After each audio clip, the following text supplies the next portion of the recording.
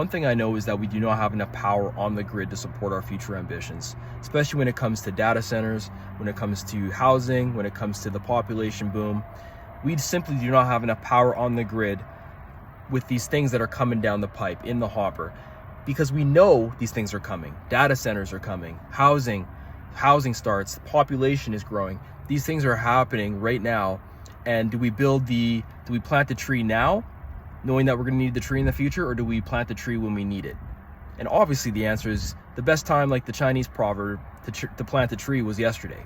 So when it comes to power generation, knowing that society is going to need more power, to the tune of 2% every year, we need more power. 2% more power every year is what the grid needs to support all of society's functions and basic daily living activities. If it's 2% a year, 16% by the year 2030, and 40% by the year 2050, what are we doing to bring on more generation to support these requirements from the grid?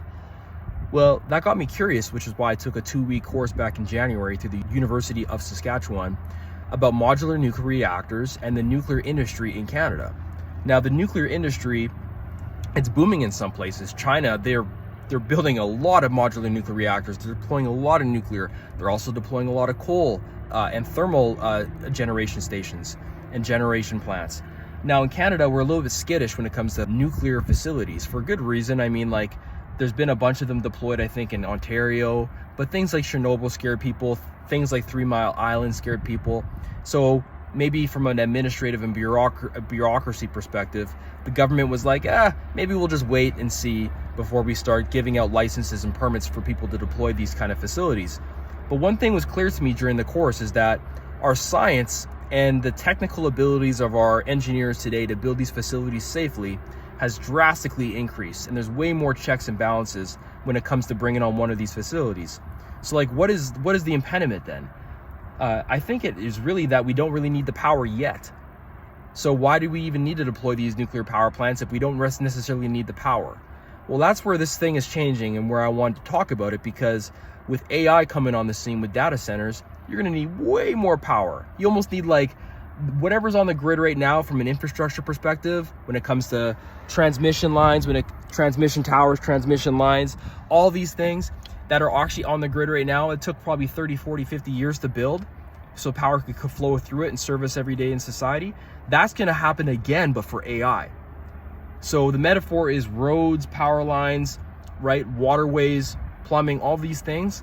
Think about that, but all the infrastructure that goes into AI with tokens and cooling the servers and power generation on the actual data centers.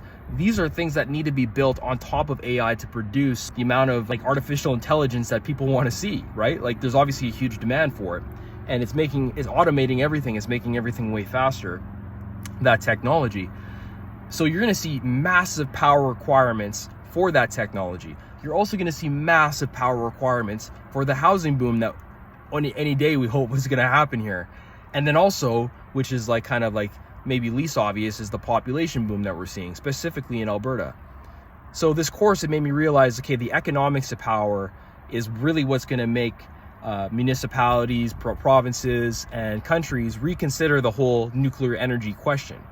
And when it comes to power generation, nuclear energy, obviously, pound for pound, is the strongest, most potent form of power we have known to man, right? You're harnessing the power of the sun through either fission or fusion, and it's very long lasting and it's very sustainable, and there's little to no emissions from these activities. Obviously, like I said, you need a lot more checks and balances, but from a pure output perspective, you can't get better than nuclear.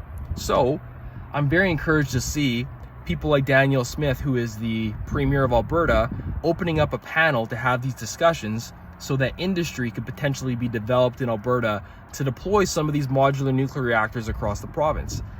This would be a very promising development, because that would then free these municipalities and cities from the constraints of power generation from our existing grid and power sources.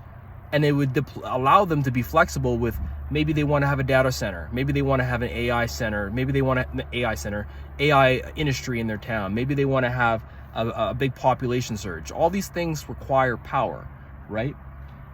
Power. They all require power. So we're in the age of nuclear again. Look at Google, look at Microsoft. They're not waiting for governments. And in the United States, it's a little bit more flexible from a permitting and licensing perspective to actually build these plants. But like Google, they just brought on a modular nuclear reactor into rural Tennessee to support one of their data centers. Okay, so these big tech companies are becoming, they're becoming nuclear engineers. They're deploying nuclear power plants to support their data centers. So whatever the government is really good at, one of the things maybe is not necessarily they're good at is forecasting. They're not the greatest forecasters, government. But one thing you can bet your bottom dollar on is that these big tech companies, they do a lot of forecasting. And they know that these data centers are coming come hell or high water. And because of that, they're going to start building their own power sources to support those activities. So Microsoft is doing it. Google is doing it. OpenAI is in the game. All these big tech companies are starting to realize that nuclear is their best option to feed their data centers. So provinces like Alberta are starting to be open to the idea of deploying modular nuclear reactors across the province and opening up the nuclear industry. Now, when it comes to real estate, it's interesting because obviously people are thinking about power generation, water, all the servicing that goes underneath any kind of property you build. Those are one of the first two things that developers look at is like, does it have power? Does it have water? And when it comes to supporting big metropolitan areas, the engineers and all the city planners, they look at like, hey, how much more power do we need to bring into, like, let's say Edmonton Metro to support the growing population here? And when they do their forecasts, they're probably thinking, okay, well, maybe we get another 1 million people here in the next 15 years. Do we need to have another generation, a power plant nearby to support all this oncoming energy requirements, the energy demands? And I don't know what their answer is to that. It seems like in Canada, we have access and the ability and the space, specifically, that's the biggest part. Like Canada's so big and so spread out, why don't we deploy more nuclear? It's a great question. I wish I knew the answer, but I think we shouldn't be surprised that within the next 5 to 10 years, we start to see, especially across Alberta and Saskatchewan, because these seem to be the places, like the course I took was at the University of Saskatchewan, like across the prairies, we're gonna probably see 1 or 2 nuclear power plant projects come online to support all the growth and all the exciting industries, especially when it comes to AI, start to happen across the prairies. And you should be aware of it, because that means that you could probably get an investment for a project that you're going to greenlight when it comes to whatever it is. Maybe you want to build not a warehouse, but a data center. Maybe you want to build a brand new city or take one of these smaller rural communities and make it even bigger. You're going to need a lot more power for that. So instead of these transmission lines, these are high voltage energy lines that, transport electricity to different municipalities. The further you get away from the actual generation station, the less voltage there is on those lines. But if you have a generation station near whatever communities you're looking to do these activities in, you don't need to necessarily have less voltage coming through the lines. You have the full voltage coming through all these lines closer to the generation source. So in summary, it's exciting because I think, especially here in the West, like I said, China, they've been building nuclear power plants forever. They never stopped. But out here in the West, we're starting to look at it as a actual solution to the power problem, because that power problem, the further we get in along the road of these exciting projects, is going to be more pertinent than ever. Do we have enough power to support these activities? No, we don't.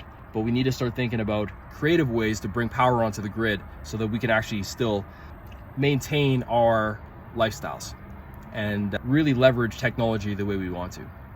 But what do you guys think?